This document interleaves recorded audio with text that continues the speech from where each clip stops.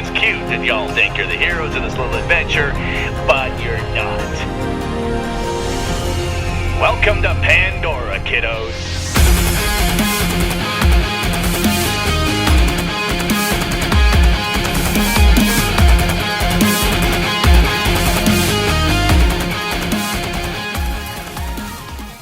Hello everyone, welcome to the first Extreme UHC Rewind for Season 6.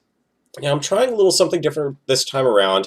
Last time it was absolutely great having the replay mod footage to be able to play around with and to actually be able to go into the game and show that off while the game was happening, but I think part of the problem was you kind of lost a little bit. You certainly lose the in-game perspective, and you don't really get to see the out-of-game perspective all that well because I'm cramming it into a tiny little spot on the screen. So what I'm going to do is, this time around, I'm going to kind of step through the episodes. I'm actually going to try to record the entire UHC in one sitting, and then break it up into the various episodes bits as I go along. So I'm kind of like rewatching and reliving the UHC, but I am going to be doing it on a slightly higher speed. There is going to be some derpiness during this because obviously as I go back and forth at high speeds, I've got to try to keep up with myself and the team.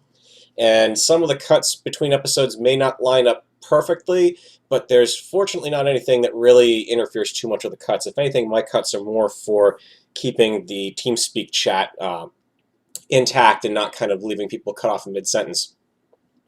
So the other thing I'm also going to be doing is these episodes are going to be uploaded or made live a little bit after the actual UHC episode. So by all means of the way this is going to work, this should mean that by now you've had about a day to be able to see episode 1 from my POV view, and now I'll be able to take you in and show it to you from the behind-the-scenes view, I guess you could say. Which means the good news is you've all seen what Falls did to our team very early on. You will definitely see that later. In fact, the footage that is the only place so far as I record this that I've actually felt the need to actually put in replay mod footage in the game. You can see on the screen here we've got the sheriff of Hermitcraft who we caught red-handed stealing from our furnace. So I do want to preface this episode with I am... how do I want to say this? Like, if this were the Zuma video, there would be something about we're all friends here, you know, we're all on the same server, we're all getting a laugh out of this. Well, we're not on the same server, kind of. Keep an eye on some of my upcoming episodes, not of the Extreme UHC side, to kind of see how I'm going to be playing around with that. I have some interesting things planned, but yeah, trust me, guys, I am not pissed at Falls. And I'm actually going to go over a little bit more of my thoughts on this because I did kind of remark on it last season that, you know, it kind of sucks that, you know, there's really nothing that you can do when you're in the situation that you're in where you've got stuff in first, but you can't do anything to actually protect it. So actually, while we're waiting for the setup here, let's go into that right now. I'm going to go ahead and actually kick this up a little bit just so we can get some advancement going on. Move it a little bit quicker. So just to give you a more visual idea of just how many people are actually involved with this. I mean, really, when you're seeing kind of just the replays and people down in person, you don't really get a good feeling. That's why I always kind of like to start out my seasons now with zooming way out. And one of the things that did change this time around, and I think worked out really well, was that as you were assigned to teams, you were basically assigned, you might see some people around here with heads in their hands, but actually I think they've all been cleared out at this point. There's people, you logged in, you got a head that was in your hand, and basically it was, the head that you had was the head of the person you're supporting. I think this worked out really well because it meant that you're able to play with people that you're familiar with. So, like for instance, if well, let's use Boop as an example. Boop's around here somewhere, right? I know you're out here. I saw you. I think I even flew through you just a moment ago. Anyways, Boop's out here somewhere, and Boop is not on TeamSpeak, so obviously that is a bit of a problem with a UHC. However, Boop is also a very skilled player. So while you take a bit of a hit from not being able to hear Boop in TeamSpeak, you definitely get an advantage of having Boop on your team. But of course, you know, Boop and Eckle, they got teamed up. I think I should see Gecko around here somewhere. I'm pretty sure she was on their team as well, if I recall correctly. Oh, there's Rack over there. And yeah, it works out really well, and you kind of, there's Gekor. It works out well, you can get teamed up with people that you already know. So the great thing about having teams that are set up by who you're supporting is that the YouTubers who have more supporters, they have more teams, obviously, but the people who kind of overflow from them get put into other teams as fillers. So you do get a chance to actually meet some new people, too, as well. So it's not like everyone is strictly segregated. You're not going to come across someone who's, you know, okay, Biffa's only got enough people to fill a 2-person team. Well, you're not going to have a 2-person team out there, or 6 teams that are down to 3 because we took some out and moved them around to sort it out to be better on 3, and yeah, it just works pretty well. Here I am. That's the skin you probably didn't get a great view of. Unfortunately, Cleo's eyes on the front just don't come out very well, the graphic for that, because it's so down-resed. And we did have a Spumcraft skin, as you can see by Spumlock over here, and I kind of took that and worked that into the design a little bit.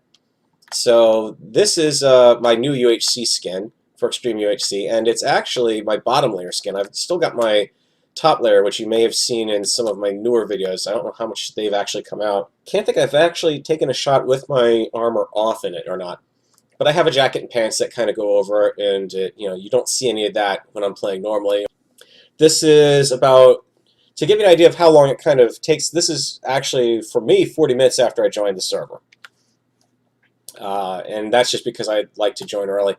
If you are thinking about participating in an Extreme UHC, I cannot say this often enough. Be prepared. Don't sit there and wait until the last second to join the server. Make sure your mic is working. Make sure your TeamSpeak is working and set up right. That you've got everything configured to log into the right server. Now, the interesting thing about the replay mod, obviously, now I didn't have a great view on this one. The world lag, of course, means that you can see some of the chunks as they load in. So you can't see, oh, hey, there's a mine shaft over there. There's a mine shaft over there. That certainly extends down to that area. I did fly through it's actually, oh, that's right, I can't do the double. It's the only problem with the replay mod is there's no way to actually say, okay, now I would just like to fall, please. So we did have a mine shaft right underneath us, but I did actually do some flying around off camera after things really got going, and there wasn't really, this would be an interesting chunk to start in for a chunk challenge. There isn't really anything interesting in our terrain. We're on the edge of a spruce forest, extreme hills, and a mixed forest over here, which is not too bad. I mean, at least we've got apples that we can go for. The great news is plenty of food up here. Now, if you saw teaser 1, or at least the very first teaser I put out for Season 6, you may have some idea of what might be coming. Why I would be paying attention to that, why I would be paying attention to false, and yeah, actually, you've already seen episode 1, right? So yeah, you know what's going to happen. So, yep. Quick run of a start here. We all kind of split up and go in separate directions. I was worrying more about food right off the bat. And stupidly enough, in part of my running around, I immediately forgot, yes, you're in a UHC. And at some point in here, I immediately took half a heart of damage from fall. Yeah, not an auspicious start. I would love to say that was my wake-up call to make me realize what the heck was going on, but yeah, not entirely. I wish I could claim that I remembered for the rest of the episode, but I'm pretty sure I take fall damage somewhere else, too. It's embarrassing moments like that you get to relive when you get to watch UHC all over again. So Pikachu's going after we're basically getting tools right off the bat, which was a big help. I was kind of focusing more on building up a supply of wood and getting what I need to get a furnace going, because obviously we had plenty of food up here to easily have, this was all we really needed for the UHC. Now, we did have the spider over there that we had to watch for. We had the cow over here. Fortunately, and I do say this fortunately, there was some advantages. I'm going to kind of work my way over here a little awkwardly, because there's not really much going on in the area. For the first few, I can't say that either. The trick to this, and it's the reason why there is a black bar across the top of the screen right now that you can't see behind, or at least some sort of graphic over there that I'm hiding. The reason for why I have to be careful what I'm saying here is, as I'm recording this, I'm planning to do this as the entire UHC in one run, but I have to remember that at this point you guys haven't seen episode 2 or further on yet. That's as far as I'm willing to spoil you at this point. Yes, there is an episode 2. Yes, there is a further on. It may not always be exciting, but trust me, stick with it. So here we are. We're up on the plains. We're minding our own business, and you're going to see off in this direction shall come a lone wandering hermit. Now, I don't know where the rest of False's team is at this point. I do know that as she comes running in, I have no sign of anything in the area. I mean, I can go, I've basically, let's actually take a plunge underground here. This is what I love about this, because you can see what's going on. So you can see we had a pretty massive set of mine shafts right under us here. If we had dug down in the right spot, we would have very easily found them. But there honestly isn't too much down here. I did some quick flying through, and I didn't actually spot any chests. Now, there doesn't mean that there couldn't be, because obviously it's dark. I don't have the ability to turn on potions or anything from this view. But here's the other reason why I'm actually glad we didn't dig down is just that. That's 1, 2 cave spider spawners there. Here's a third one over here, but that's large. Well, not entirely, but largely neutralized by the lava. And yeah, 3 cave spider spawners. It would have been great, because if we'd found that, that would have been bows very early on for us. But it would have been really dangerous to try to go after everything that was down here, and I don't think there was really much in the way of minecart chests or anything that I could see. Actually, no, I take that back. Now I spot one. Just as I say that, so I look like an idiot. And gold there, and okay, yeah, I take it back. Yeah, if we'd found this mine shaft, that would have been perfect. But it's extreme hills. You've already got the problems of digging around with trying to dig around silverfish. That's the word I'm looking for. Yeah, I'm gonna put this in back in motion. As you can see, I'm just kind of poking my head around, looking for stuff to do. Could I have been doing other things? Yeah, I could have gone after some more coal. I could have been doing some more exploring. I could have started digging down. But my strategy for this one, especially after after it pretty much was revealed that it was Pikachu up against, or not up against, but teamed up with. I mean, here you got Droid, Brazenhawk, and I. We're moderately experienced with the UHCs at this point. With Pikachu, he's got a lot more under his belt, so he was kind of taking. You heard it in the chat. He was pretty much taking a lot of the lead role and everything, kind of being the team leader. And I think that worked out pretty well for us. There's a couple of areas where I was like, eh. And he was certainly worried as well, afterwards that, I hoped that he wasn't too pushy. So, and I think it was kind of just the right amount, because sometimes you've got to have someone in the group who just says, hey, we got to keep going, we got to keep doing this, and, don't just give up on it type thing. So I think it really does pay off, and you'll see why in later episodes. So let's put this back in motion here, and in fact, I think at this point he's off doing more exploring. But here comes False. Now you did see she did the happy little sword waggle, so she's coming a piece. And at this point, I should also point out that we are still, let me slow it down a little bit here. There's the sword waggle. So we're still under the gentleman's rules at this point. PvP has not been enabled. Now here's where I really, and if I remember right, I'm going to say Pikachu is actually over here, because I think I actually caught him in part of the replay. But you can see I'm not seeing any sign. Now granted, I don't have the greatest render distance on the server because of the settings, and not that this is really a server. I'm restricted by the settings that I've got as, out of the replay mod, out of the recording, out of what the server was supporting while I was recording. But there's no sign of False's team anywhere here.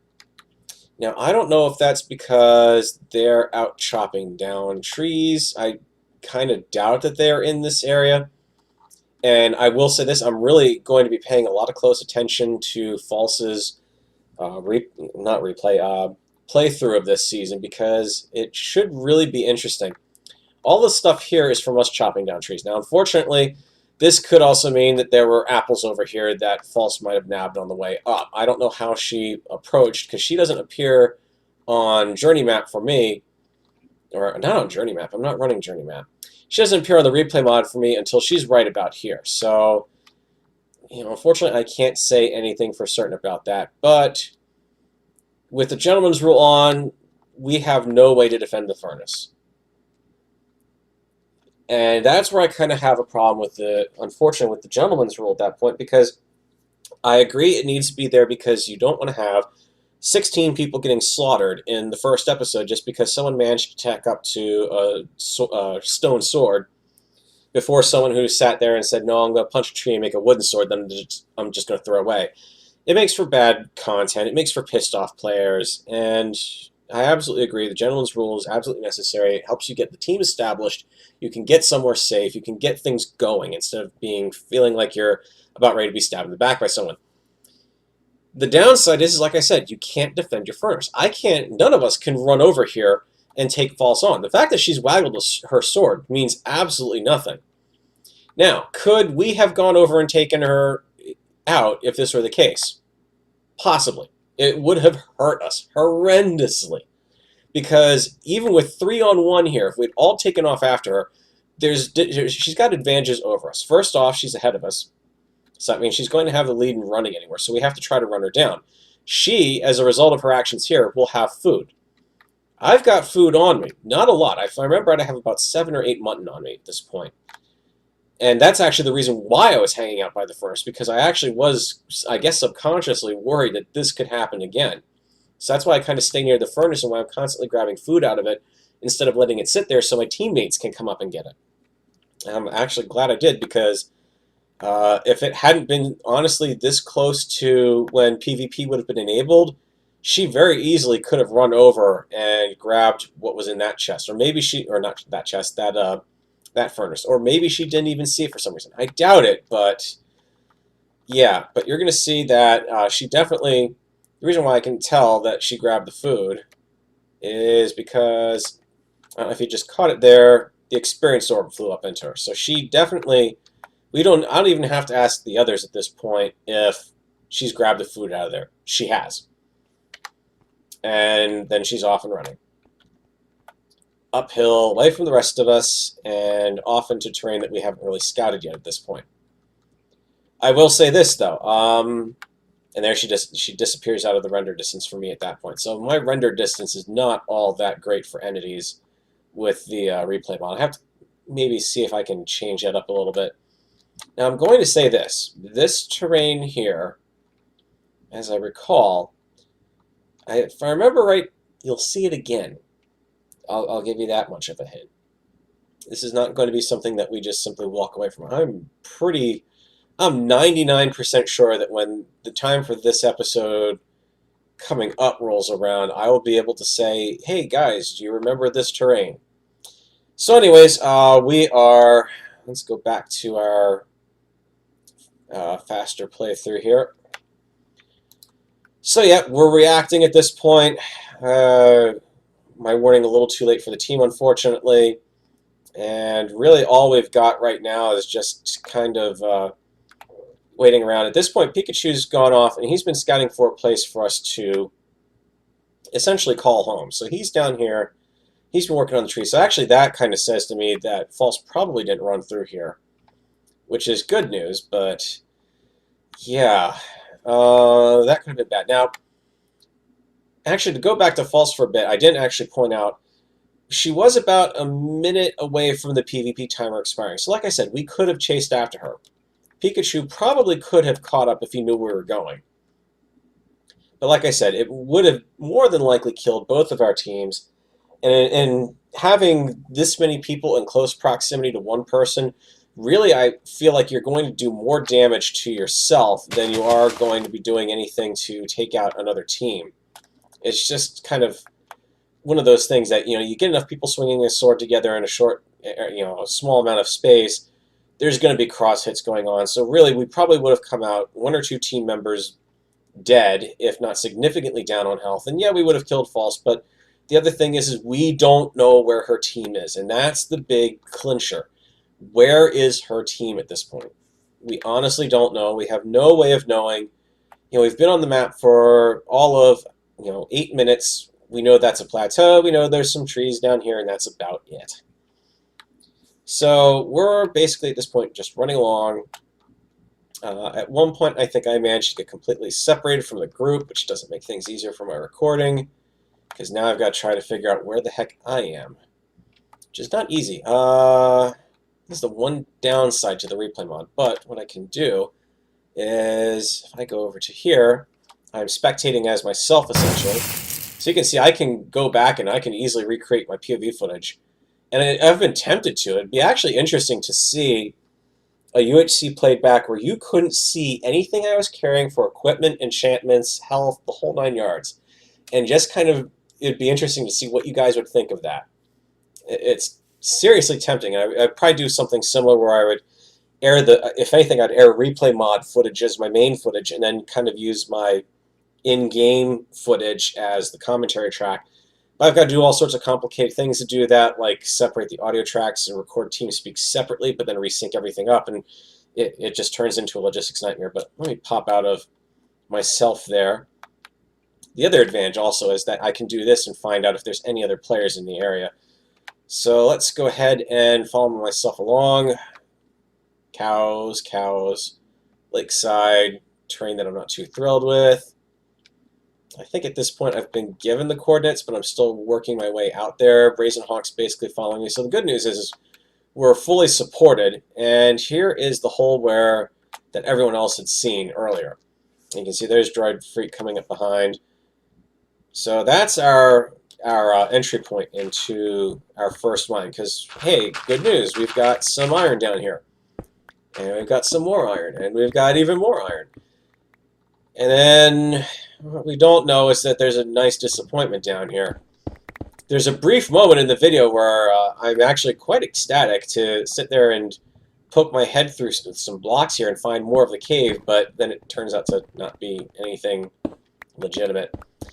So this is getting the rest of the food that I've got smelted up, and basically my strategy this time, as I kind of, I don't know if you could actually hear that, but that was the howl of the wolf for PvP now being enabled.